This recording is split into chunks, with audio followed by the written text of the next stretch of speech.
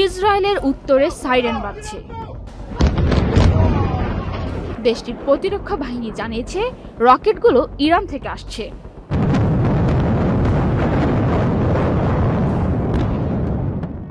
ইরানে পাল্টা হামলায় ইসরায়েলে এ পর্যন্ত ৩ জন নিহত হয়েছে, আহত হয়েছে বেশ কয়েকজন।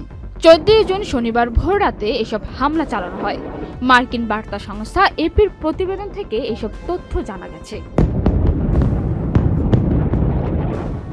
১৩ জুন শুক্রবার ইসরায়েলে ক্ষেপণাস্ত্র বৃষ্টির পর আবারও নতুন করে হামলা চালিয়েছে ইরান। ইসরায়েলের ডিফেন্স ফোর্স বাসিন্দাদের নিরাপদ স্থানে আশ্রয় নিতে আহ্বান জানিয়েছেন এবং পরবর্তী নির্দেশনা না দেওয়া পর্যন্ত সেখানেই থাকার কথা জানিয়েছে।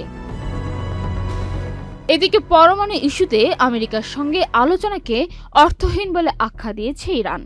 ইরানের হামলার জন্য তারা ওয়াশিংটনের সমর্থনকে দায়ী করেছে। ইসরায়েলের দাবি, ইরান পারমাণবিক অস্ত্র তৈরির আরও কাছাকাছি পৌঁছানোর আগেই এই ব্যাপক হামলা চালানো জরুরি ছিল।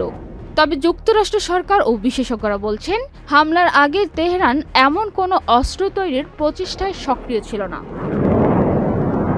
ইসরায়েলে এসব হামলায় যুদ্ধ বিমান ব্যবহার করেছে।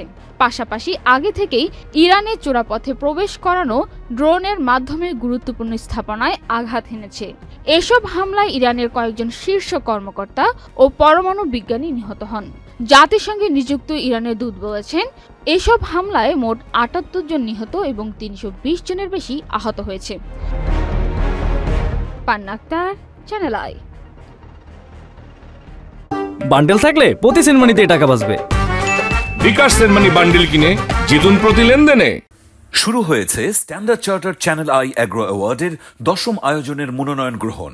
এবার নতুন ক্যাটাগরি বছরের সেরা ছাদ কৃষক সহ মোট ১৩টি ক্যাটাগরিতে পুরস্কার প্রদান করা হবে। মনোনয়ন গ্রহণ চলবে আগামী ১৫ জুলাই ২০২৫ তারিখ পর্যন্ত। বিস্তারিত জানতে ভিজিট করুন www.agroaward.com এবং ফোন করুন 018737000556 এই নম্বরে।